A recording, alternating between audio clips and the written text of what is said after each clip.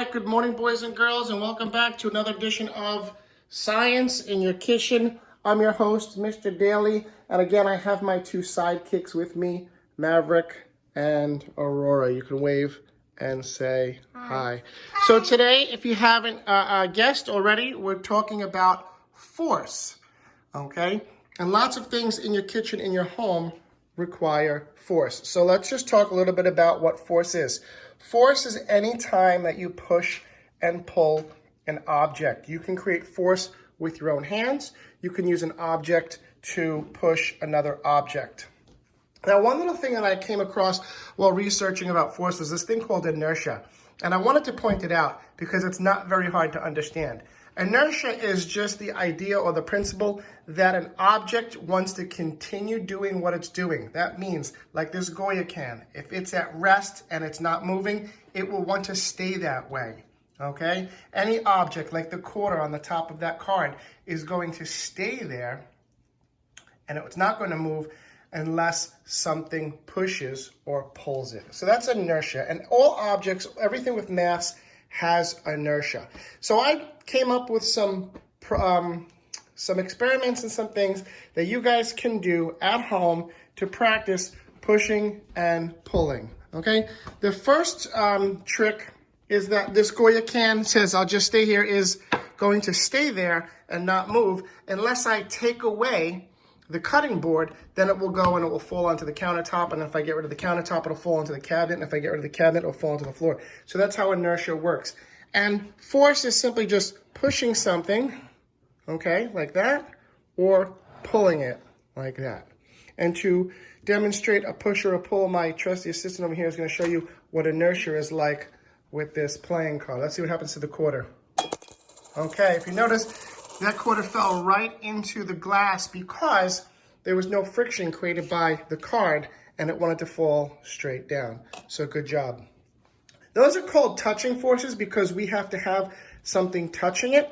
But if you ever notice anything about magnets, sometimes magnets can move away from each other, okay, or repel one another without touching them. Those are called non-touching forces, and those are pretty fun and interesting. We'll talk more about them at another point. But I just wanted to point out that they are there and they are pretty interesting. So if you've ever seen a train, maybe on Roosevelt Avenue, you know that a force can be demonstrated as a push by the locomotive or by a pull. And you are going to demonstrate for us how the locomotive pushes the train, okay, and how it pulls the train, depending on which direction the train wants to go. And sometimes when an object is in its way, it will stop something from moving. So objects that are acted upon by others can force them to stop. Some other forces that we have around our house, and you guys probably are familiar with this one, is the idea of Jenga. So can you demonstrate how Jenga works for us by pushing the blocks through one side? There you go. And by pulling it out through the other side. And the idea there is to hopefully not knock the blocks down. Like I just did. Okay, my assistant, can you show us another pushing force with dominoes? Very good. And if you guys make a big long field of dominoes, you can use a pushing force like that to play the game. Here's another one called Icebreaker. Works on a very simple principle that you just take the little hammer and you force or hit the blocks down. Go ahead, give it a shot.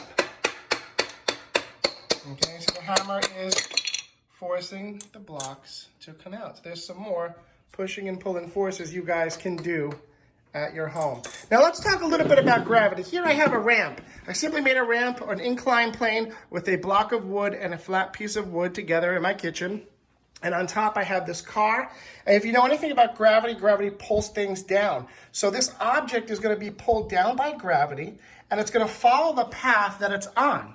Okay? And it's going to follow that wood all the way to the bottom of the ramp, where we have set up here a little metal can where we're going to put a flag and we're going to see where that car ends. Let's see how gravity can make this work. Go ahead, give it a little... You have to put the same. Not yet. Oh, we're going to try that one more time because it fell off the track. Let's try and get it to go down straight. Okay. And if you see, it ran right off the end of the track. So we're going to put the flag there. That's going to show where the car went down and ended up off the ramp. what we're going to do now is we're going to take this stuff called sand. And if you know anything about sand, we know that sand is great at being, at creating friction. Okay? And you could try this with just about any material at home, whether it's sand or rice, or even if you want to go out to the garden and get some dirt. Let's see what happens when we put something in the way of that object. Let's try it one more time, and let's see where it ends up. See if we can get it to go down straight. Oh, look at that. Just as we expected. What happened there? What do you notice? The wheels got stuck in the sand. Yeah, and created friction, and it slowed that rolling object right down. I'm going to try one more time. Okay, let's try it one more time. Oh, try it again. Let's get it going straight. There you go. Okay? So sand is great at creating friction. That's because it slows things down. And let's just talk about wheels for a minute, okay? Long time ago, somebody discovered the wheel. Wheels, if you know, are round. We use them for lots of different things, mostly for cars, trucks, okay? We made them out of rubber. They've taken on a lot of advantages. But if we go back to around 2500 BC, who came up with this idea of using wheels to help them move things? Who was it? The ancient Egyptians to build the pyramids. Can you demonstrate how they would move the blocks around to make the pyramids? They would use these wheels underneath, have them build a little bit of a road to roll on to where they had to bring the blocks to build the pyramids. And those are called simple machines. Okay, so great. So you guys can practice maybe getting some dowels at home and showing them each other how a little road was built out of little round logs. Okay, great. Next thing we have is demonstrating friction. If you take a weight at home, just like these washers, you'll notice that it doesn't slide very well on this tray. So instead of using wheels as a to reduce friction, what we can do is we can also use some liquids. And one of the best liquids to use is oil. This is just ordinary cooking oil. And if you put a little bit on the pan and you put the weight on top of it and you slide it around, you'll notice that the weight can slide around a lot easier than it did before. Okay, so liquids like oils, even soaps, can reduce friction, and you guys can experiment with that at home. All right, give a little push. Okay. Another push. Yeah. Okay.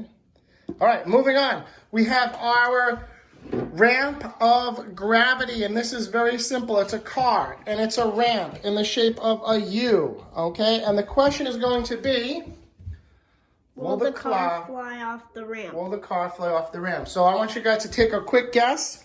Here's our little Matchbox car. There's our ramp of doom. Do you think that the car is going to fly off the end of the ramp, or is it going to get stuck? You tell me, make your guess right now. Here's my assistant going to try it. And ready? Don't stand on that. 3, 2, 1. Go ahead. All right. Nope, let's try one more time. All right. So if you notice, the car did not fly off the ramp.